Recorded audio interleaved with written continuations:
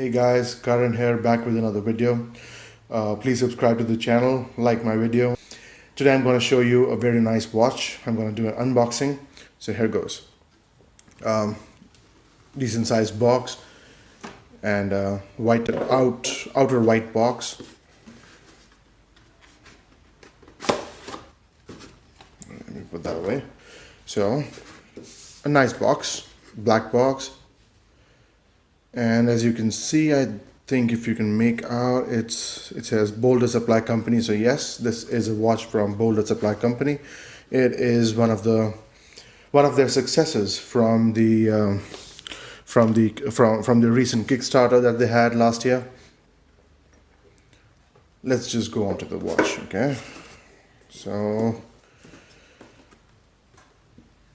a card which congratulates us on the acquisition of the BOLDR Expedition, and signatures from the three founders of Team BOLDR. So hey Travis, hey Isa, hey Leon. It was great to meet you guys last year, and you've been doing great stuff all this while. Follow me. Okay, so the box has a lid on top, plain lid. It comes with a travel pouch, BOLDR stickers,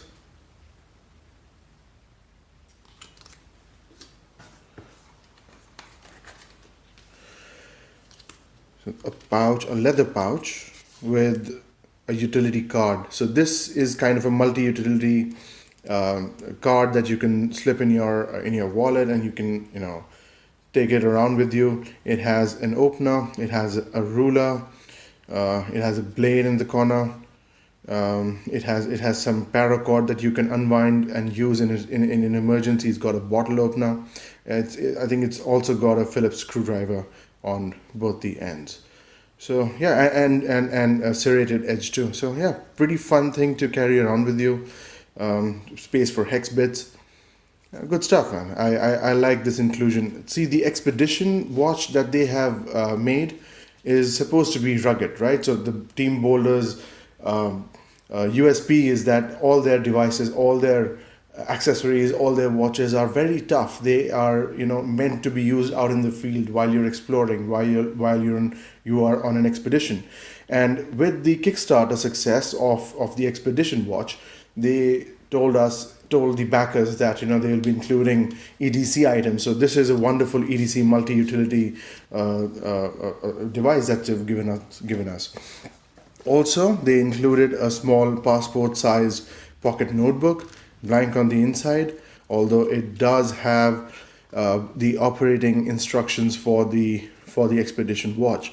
And I'll explain what this means, the rotating compass bezel on the watch. And on the last page, they have convenient conversion units and a bit about themselves. And this is pretty interesting to read.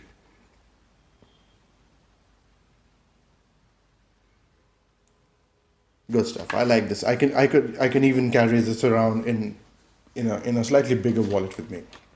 Last but not least, inside there is the warranty card. Very nicely done again.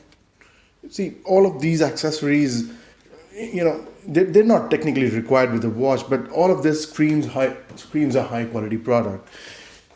So with the Kickstarter, one of the stages when they unlocked stretch goals, they included a very nice nylon watch roll. Most of the watch rolls available in the market are made of leather, PU leather, or canvas. This is a very nice nylon watch roll. So let's just open it up and see what's inside.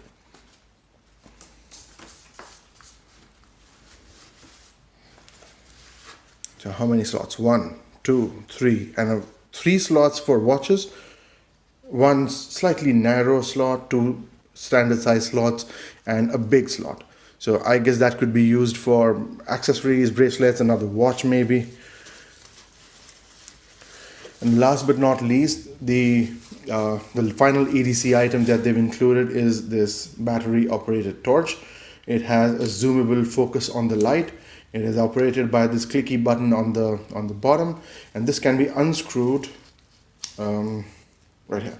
It can be unscrewed, takes a standard double A cell battery, and I think it can cycle from low to high and to strobe. So 3 modes of operation on this light.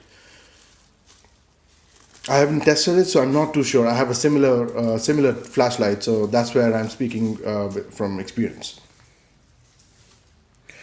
Right, so let's look at the wonderful watch that I've backed. I specifically went for the full lume dial model. This model is called the Eiger. So all the 6 models of the Expedition series are named after very well-known peaks all over the globe. So, before I go ahead and open this up that I'm doing simultaneously, I would like to inform you that I have already done a full review of the prototype of the Expedition watch. I had the Rushmore model with me for a good chunk of time last year. This was around October, I think, and I had a good time with it. I wore it for a good time. I have made a full written review, so you can check it out in the link in the description. Right, so this is the watch, and I'm very excited to have this because the prototype was pretty darn awesome. And that led me to have high hopes for this watch. And trust me, this watch that I have in my hands right now, it just does not disappoint. Let's go through the specs. I think it's 41 millimeters across without crowns, 48 mm lug to lug, 20 mm lug width, 14.5 millimeters thick.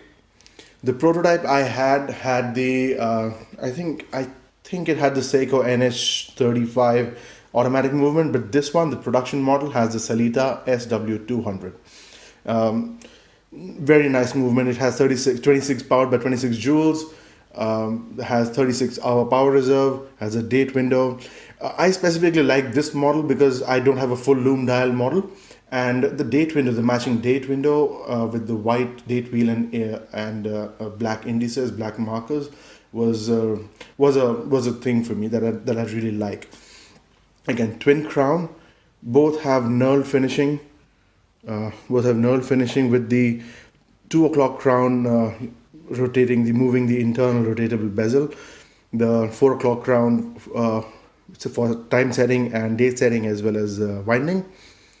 Let's look at the case back. So the case back is a sapphire crystal which features contour lines. These are laser edged contour lines, and let's see what the text says.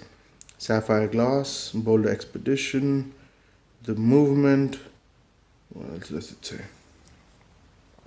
Automatic, of course. Water resistance 200 meters. Yeah, so it's good for any kind of water activity you like. I mean, if you're going deeper than that, you won't be using this on a regular basis anyway. And last but not least, it mentions it's 316L stainless steel. The strap is really nice too. It's leather backed but canvas finish on top.